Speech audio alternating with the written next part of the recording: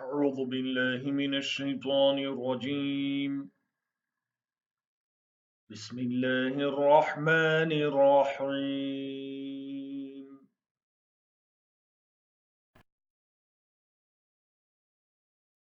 ومن أظلم ممن ذكر بآيات ربه فأعرض عنها ونسي ما قدمت يداه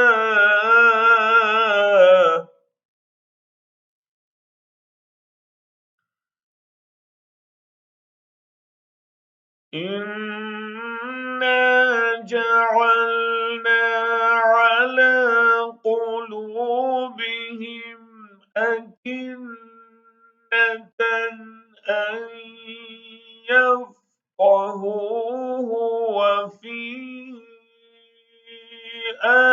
آذانهم وقرا وإن تدعهم إلى الهدى فلن يهتدوا إذا أبدا।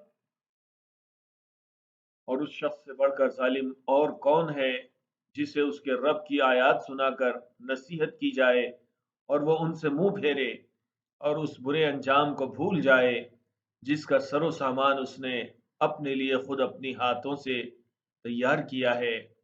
जिन लोगों ने ये रविश इख्तियार की है उनके दिलों पर हमने गिलाफ चढ़ा दिए हैं जो उन्हें कुरान की बात नहीं समझने देते और उनके कानों में हमने गिरानी पैदा कर दी है। तुम उन्हें हिदायत की तरफ कितना ही बुलाओ वो इस हालत में कभी हिदायत न पाएंगे।